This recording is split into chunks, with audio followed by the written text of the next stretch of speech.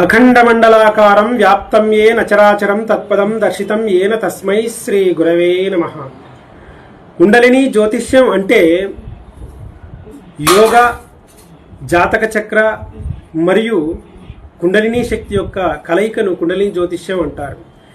అసలు కుండలిని శక్తి అంటే ఏమిటి? కుండలిని శక్తి అంటే మూలాధారంలో నిద్రావస్థలో ఉన్నటువంటి పాము వలె చుట్టుకోబడినటువంటి శక్తిని జాగృతం చేయడాన్ని కుండలిని శక్తి అంటారు. ఈ కుండలిని శక్తి ద్వారా ఏమిటి ఉపయోగం అంటే, కుండలిని శక్తి ద్వారా ఆధ్యాత్మిక ఎదుగుదల మరియు రాబోయే ఆటంకాలను ముందుగా గ్రహించటము. కుండలిని శక్తి జాగృతం కావాలి అంటే ప్రతి వ్యక్తి జాతక చక్రంలో గ్రహస్థితుల్ని బట్టి ఆధారపడి ఉంటుంది.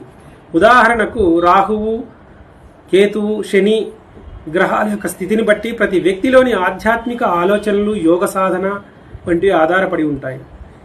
ఈ కుండలిని శక్తి అనేది 7 చక్రాల గుండా సాగుతుంది. మొదటిది మూలాధారము, స్వాదిష్టానము, మణిపూరకము, అనాహతము, విశుద్ధ చక్రము, ఆజ్ఞాచక్రము, సహస్రారం. మూలాధారం నుంచి సహస్రారం వరకు సాగేటటువంటి ఈ ప్రయాణమే కుండలిని యోగ సాధన. ఈ కుండలిని జ్యోతిష్యం అనేది శాస్త్రీయమైనటువంటి ఆధారాలు లేకపోయినప్పటికీ కొన్ని వేల సంవత్సరాల నుంచి కూడా భారతదేశంలో యోగులు, ఋషులు అనుసరిస్తున్నటువంటి ఒక యోగ ప్రక్రియ, ఒక అద్భుతమైనటువంటి యోగ ప్రక్రియ. దృష్టిని భ్రూమధ్యమున నిలిపి ప్రాణాపానములను స్తంభింపజేసి ఎవడు నిర్వికల్ప సమాధిలో ఉంటాడో అట్టివాడు నన్నే చెందుతున్నాడు అని గీతలో కూడా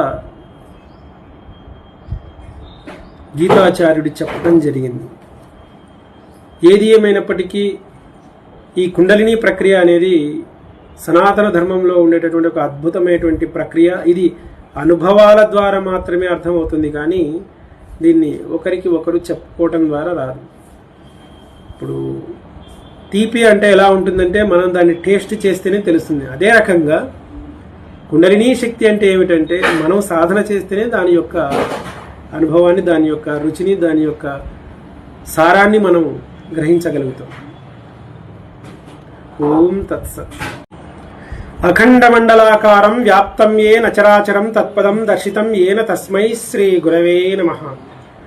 కుండలిని జ్యోతిష్యం అంటే యోగ, జాతక చక్ర మరియు కుండలిని శక్తి యొక్క కలయికను కుండలిని జ్యోతిష్యం అంటారు. అసలు కుండలిని శక్తి అంటే ఏమిటి? కుండలిని శక్తి అంటే మూలాధారంలో నిద్రావస్థలో ఉన్నటువంటి పాము వలె చుట్టుకోబడినటువంటి శక్తిని జాగృతం చేయడాన్ని కుండలిని శక్తి అంటారు. ఈ కుండలిని శక్తి ద్వారా ఏమిటి ఉపయోగం అంటే, కుండలిని శక్తి ద్వారా ఆధ్యాత్మిక ఎదుగుదల మరియు రాబోయే ఆటంకాలను ముందుగా గ్రహించటము. కుండలిని శక్తి జాగృతం కావాలి అంటే ప్రతి వ్యక్తి జాతక చక్రంలో గ్రహస్థితుల్ని బట్టి ఆధారపడి ఉంటుంది. ఉదాహరణకు రాహువు, కేతువు, శని గ్రహాల యొక్క స్థితిని బట్టి ప్రతి వ్యక్తిలోని ఆధ్యాత్మిక ఆలోచనలు, యోగ సాధన వంటివి ఆధారపడి ఉంటాయి. ఈ కుండలిని శక్తి అనేది 7 చక్రాల గుండా సాగుతుంది. మొదటిది మూలాధారము, స్వాదిష్టానము, మణిపూరకము, అనాహతము, విశుద్ధ చక్రము, ఆజ్ఞాచక్రము, సహస్రారం. మూలాధారం నుంచి సహస్రారం వరకు సాగేటటువంటి ఈ ప్రయాణమే కుండలిని యోగ సాధన.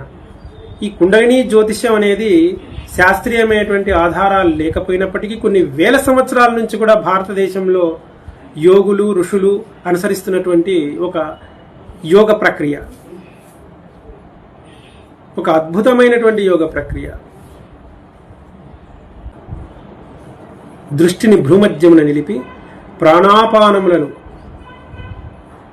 స్తంభింపజేసి ఎవడు నిర్వికల్ప సమాధిలో ఉంటాడో అట్టివాడు నన్నే చెందుతున్నాడు అని గీతలో కూడా గీతాచార్యుడు చెప్పడం జరిగింది. ఏది ఏమైనప్పటికీ ఈ కుండలిని ప్రక్రియ అనేది సనాతన ధర్మంలో ఉండేటటువంటి ఒక అద్భుతమైనటువంటి ప్రక్రియ. ఇది అనుభవాల ద్వారా మాత్రమే అర్థమవుతుంది, కానీ దీన్ని ఒకరికి ఒకరు చెప్పుకోవటం ద్వారా రాదు. ఇప్పుడు తీపి అంటే ఎలా ఉంటుందంటే మనం దాన్ని టేస్ట్ చేస్తేనే తెలుస్తుంది. అదే రకంగా కుండలినీ శక్తి అంటే ఏమిటంటే మనం సాధన చేస్తేనే దాని యొక్క అనుభవాన్ని, దాని యొక్క రుచిని, దాని యొక్క సారాన్ని మనం గ్రహించగలుగుతాం. ఓం తత్సత్.